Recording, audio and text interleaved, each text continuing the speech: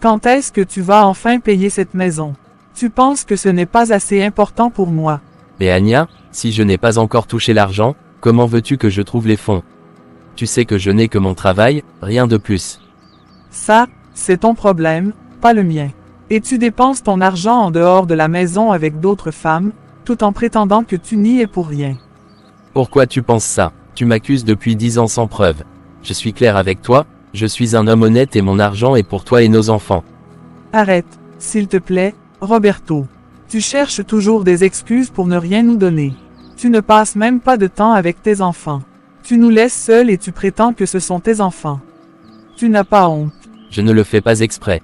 Si vraiment tu leur laisses penser ça, c'est toi, Anya. Tu les manipules depuis 10 ans pour leur faire croire que le problème, c'est moi. J'ai tout donné pour cette famille. J'ai prié matin, midi et soir pour la sauver, et tu trouves toujours une excuse pour m'accuser. Une excuse afin qu'ils voient clairement qui est leur père. Merci pour tout, Anya. Je m'en vais maintenant pour aller travailler. Je ne comprends pas pourquoi maman et papa ne peuvent pas s'entendre. Ils vivent sous le même toit, mais ils passent leur temps à se disputer. Oui, c'est vraiment frustrant. Je me sens comme si nous sommes pris au milieu de leur conflit. Pourquoi est-ce que nous devons avoir une famille comme ça? Je sais que maman essaie de faire de son mieux, mais ça ne semble jamais assez pour papa. Il est toujours de mauvaise humeur. J'aimerais juste qu'ils puissent se réunir pour nous, au moins. Nous méritons tous une famille unie, non? Tu as raison, Alexandro. Je me demande souvent pourquoi notre famille ne peut pas être comme celle que je vois chez nos amis. Leurs parents semblent tellement heureux ensemble. C'est vrai, parfois, je me demande si nous avons fait quelque chose de mal pour mériter cette situation. Je ne pense pas que ce soit de notre faute. Peut-être que maman et papa ont des problèmes qu'ils ne nous disent pas. Ou peut-être qu'ils ont juste du mal à communiquer. J'ai entendu dire que la communication est la clé d'une relation saine, mais ils semblent toujours se parler à travers des disputes. Oui, c'est frustrant. J'aimerais pouvoir les aider d'une manière ou d'une autre, mais je ne sais pas comment. Moi non plus. Peut-être qu'ils pourraient voir un conseiller conjugal ou comme notre pasteur. C'est une bonne idée. Peut-être que nous devrions lui en parler. Oui, ça vaut la peine d'essayer. Au moins, nous aurions essayé de faire quelque chose pour aider notre famille. Exactement. Peu importe ce qui se passe entre eux, nous devons rester unis en tant que frères et sœurs. C'est ce qui compte le plus. Absolument. Nous sommes dans le même bateau, après tout. Nous devons nous soutenir mutuellement, peu importe ce qui se passe.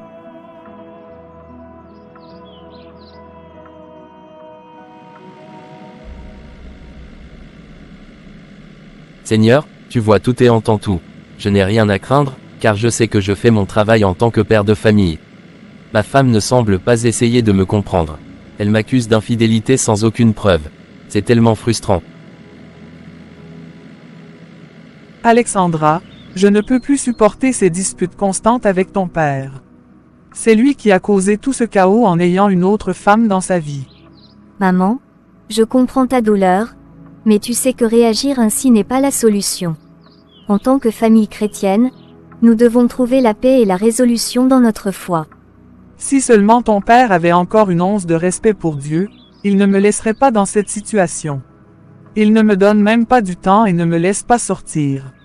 Papa est toujours occupé avec son travail, mais cela ne signifie pas qu'il ne se soucie pas de nous. Peut-être devrions-nous essayer de communiquer avec lui différemment, dans le respect et la compréhension. Je ne peux pas juste ignorer le fait qu'il me trompe. Tant que je n'aurai pas découvert avec qui il est infidèle, je ne laisserai pas tomber cette dispute. Maman, je t'en prie, pour le bien de notre famille et pour l'amour du Seigneur, essayons de trouver une solution pacifique à tout cela. Laissons la colère de côté et cherchons la réconciliation.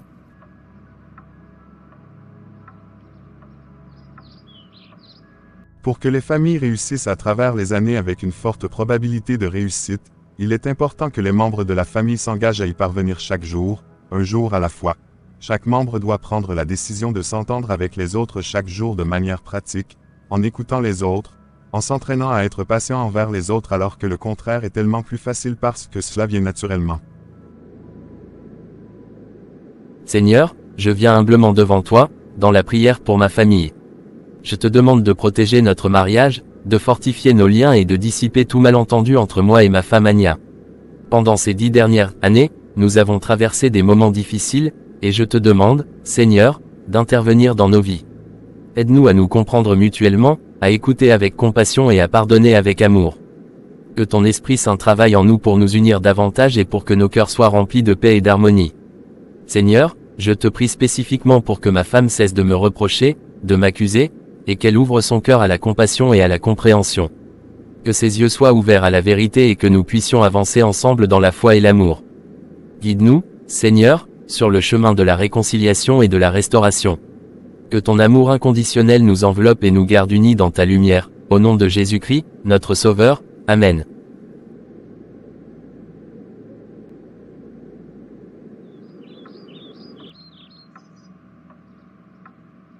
Où étais-tu encore tout ce temps?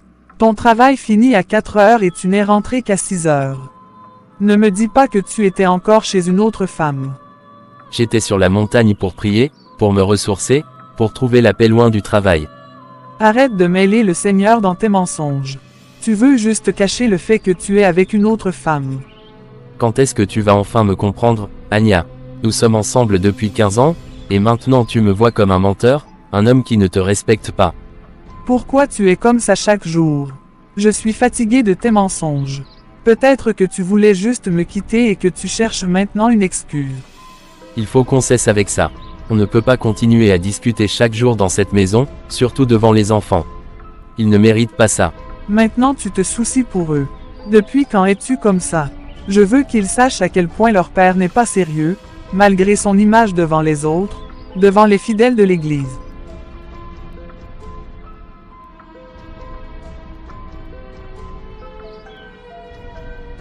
Alexandro, je te promets que je ne mens jamais dans ma vie, parce que cela ne plaît pas à Jésus. Je te crois, papa.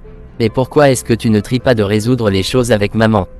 J'en ai marre de voir notre voisin et sa femme heureux, vivant leur vie paisiblement, pendant que vous vous disputez tout le temps. Je fais de mon mieux pour soutenir cette famille. Je vais au travail chaque jour, mais mon patron ne m'a pas encore payé, donc je n'ai pas pu payer le loyer. Ta maman pense que je touche déjà de l'argent et que je le donne à une autre femme. Elle doute de moi depuis 10 ans, et elle le dit à tout le monde, surtout à ta tante Caroline. Papa, je sais qu'il n'y a pas de famille parfaite, mais vous devez faire mieux. La communication, la patience, la gentillesse et la compréhension sont essentielles. Maman peut ne pas connaître cela, mais nous pouvons tous le mettre en pratique pour rendre notre famille plus heureuse et en meilleure santé. Tu as raison, mon fils. Nous devons nous engager à gérer nos conflits de manière constructive, pour le bien-être de notre famille. Je vais faire de mon mieux pour améliorer les choses.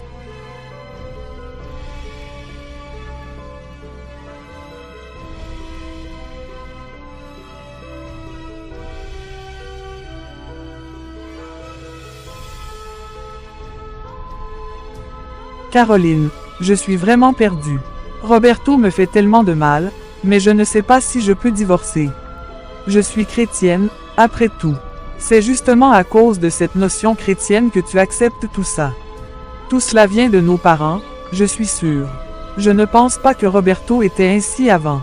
Je ne veux pas juger nos parents, mais Roberto n'était pas comme ça auparavant. Il était aimable, positif et prêt à tout pour moi. Mais maintenant, tout a changé. Oui, tout a changé parce qu'il n'est pas fidèle maintenant. Tu devrais vraiment envisager le divorce, Anya. Je vais réfléchir à tout cela, ma sœur. Merci pour ton soutien. Tu es ma sœur, et je veux être là pour toi chaque jour, ma chérie. Merci, Sista, je t'aime énormément. Moi aussi, je t'aime. Où sont les enfants? Dans leur chambre. Et malgré tout cela, Alexandro ne veut pas que je discute avec son père. Il semble aimer son père plus que moi. Mais Alexandra montre qu'elle me soutient. Bonjour, pasteur. Je suis content de vous voir. J'ai vraiment besoin de parler de tout ce qui se passe dans ma vie en ce moment. Bonjour, Roberto. Je suis là pour vous écouter. Qu'est-ce qui vous préoccupe? Eh bien, ma vie familiale est en désordre. Ma femme et moi, nous nous disputons constamment, et je ne sais pas comment résoudre nos problèmes. J'ai l'impression que je ne suis pas soutenu à la maison, et cela me pèse énormément. Je suis désolé d'entendre cela, Roberto. Avez-vous essayé de discuter avec votre femme de manière calme et respectueuse? Oui, mais ça semble toujours finir en dispute. Elle pense que je suis infidèle, ce qui est totalement faux. Je ne sais plus quoi faire. Il est important de rester patient et de chercher des solutions pacifiques. La prière peut également vous aider à trouver la force et la guidance nécessaires pour traverser cette période difficile. Merci, pasteur. Je vais certainement continuer à prier et à chercher des moyens de rétablir la paix dans ma famille. N'oubliez pas que Dieu est toujours là pour vous, Roberto. Je suis là si vous avez besoin de parler davantage. Merci beaucoup, pasteur. Vos paroles sont réconfortantes. Je vais prendre cela à cœur. Je dois prendre une décision concernant mon mariage. Les choses ne vont pas bien entre moi et Roberto, et je ne peux plus continuer comme ça. Ces disputes constantes, le manque de confiance, les accusations. Ça devient insupportable. Je dois penser à moi-même et à mon bien-être.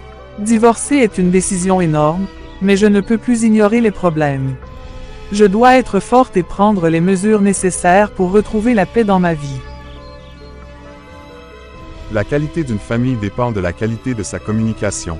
Essayer de développer une relation familiale solide sans communication saine, c'est comme essayer de faire du jus de raisin sans raisin. C'est tout simplement impossible.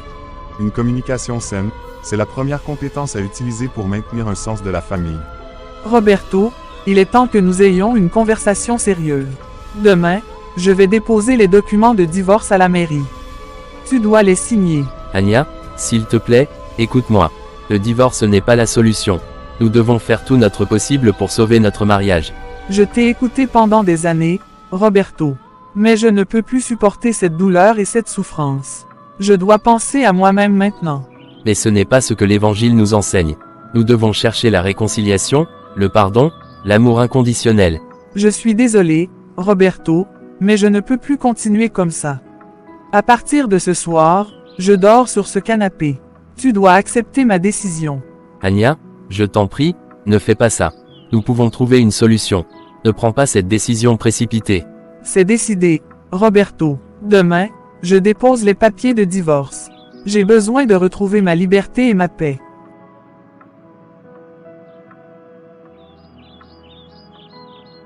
Alexandra, si nos parents se séparent, que devrions-nous faire? C'est une situation difficile, mais nous devons rester unis en tant que famille. Nous ne pouvons pas perdre espoir. J'ai entendu ce que maman a demandé à papa. Elle a dit qu'elle allait déposer les papiers de divorce demain. Nous devons trouver un moyen de les réunir, de les aider à surmonter leurs différences. Notre famille ne peut pas se briser comme ça. Oui, tu as raison. Peut-être pouvons-nous leur parler, les écouter, leur montrer à quel point nous tenons à eux. Nous devons être forts pour eux, pour notre famille. Exactement. Nous devons trouver un moyen de les réunir, de les rappeler pourquoi ils sont tombés amoureux et ont construit cette famille ensemble. Nous devons agir dès maintenant.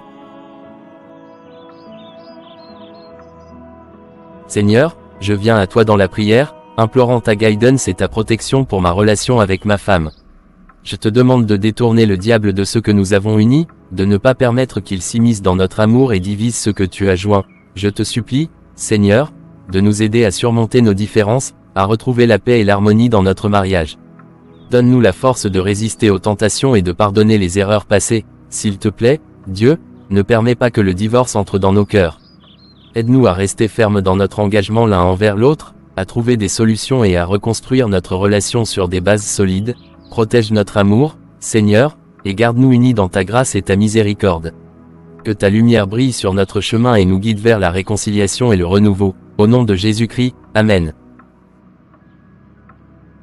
Mon conseil est que si vous avez prié de tout votre cœur pour votre mariage et votre conjoint, rappelez-vous que Dieu est le créateur du mariage et qu'il est là pour vous guider et vous soutenir dans votre relation. Dans Éphésiens 3 verset 6, il est dit, « Ce mystère, c'est que les païens sont cohéritiers, forment un même corps, et participent à la même promesse en Jésus-Christ par l'Évangile. » Ce verset nous rappelle que, par le mariage, deux personnes deviennent une seule chair et partagent une promesse commune en Jésus-Christ. Ainsi, continuez à prier ensemble pour votre mariage, demandez à Dieu de vous aider à rester unis, à surmonter les difficultés et à grandir dans l'amour et la foi. Souvenez-vous que Dieu est toujours présent pour vous, prêt à vous guider sur le chemin de l'amour et de la paix dans votre mariage.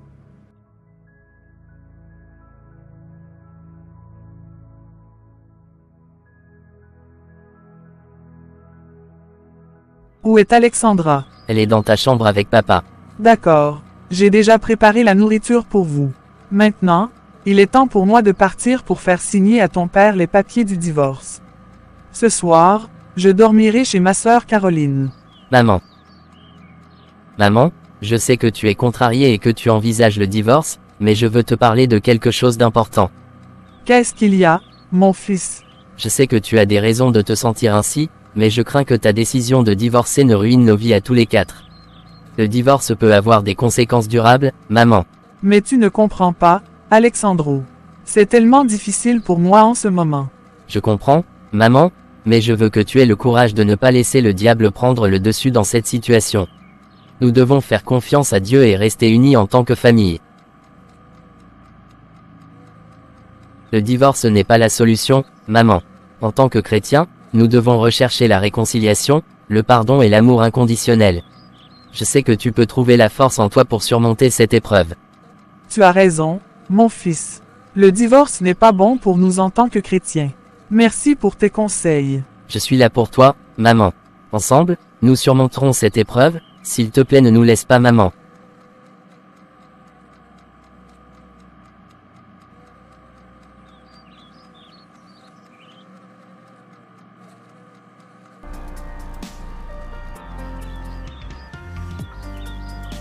Papa, je sais que tu aimes la famille, et je ne veux pas te voir partir. Je vois tout ce que tu fais pour soutenir notre famille, mais s'il te plaît, ne laisse pas maman partir. Nous sommes déjà habitués à être ensemble, et nous pouvons faire tout ce qui est nécessaire pour changer les choses. Je comprends, ma chérie. Je fais de mon mieux pour vous soutenir, mais mon travail me prend beaucoup de temps. Je promets de faire mieux la prochaine fois. Je sais que maman t'aime beaucoup, et nous aussi. S'il te plaît, papa, arrange les choses pour le bien-être de nous, tes enfants. Demain, moi et Alexandro voulons une vie avec nos deux parents, pas une vie avec un seul parent. S'il te plaît, papa. Je ferai de mon mieux, ma chérie. Je ne veux pas que vous souffriez à cause de nos problèmes. Je vais tout faire pour que notre famille reste unie.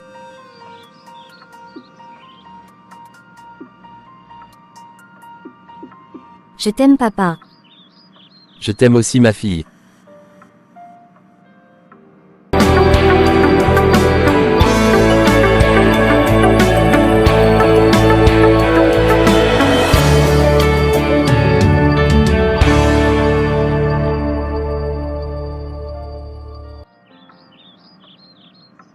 Anya, je suis désolé si j'ai fait quelque chose de mal. Je ne veux pas te perdre, toi et les enfants. S'il te plaît, pardonne-moi. Roberto, je suis désolé aussi. J'ai douté de toi, et je sais que ce n'était pas juste. Je ne veux pas te partager avec une autre femme. Je veux que tu sois pour moi seul. Je t'aime tellement, mon chéri, et je ferai de mon mieux pour être plus compréhensive. Je t'aime aussi, Anya.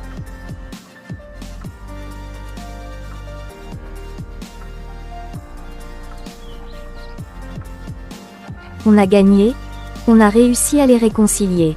Oui, on a vraiment réussi.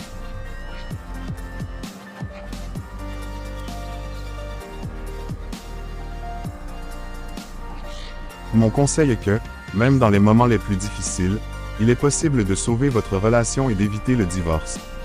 Reconnaître ses erreurs et être prêt à pardonner est essentiel pour gérer les conflits et rétablir la confiance dans votre mariage. En tant que couple, engagez-vous à communiquer ouvertement et honnêtement, à écouter activement l'autre et à trouver des solutions d'ensemble.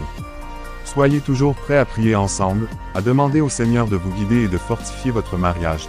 Le mariage est un engagement sacré, et avec la foi, l'amour et la persévérance, il est possible de surmonter les obstacles et de construire une relation solide et durable. Ne perdez pas espoir, et souvenez-vous toujours que Dieu est là pour vous soutenir dans votre voyage matrimonial.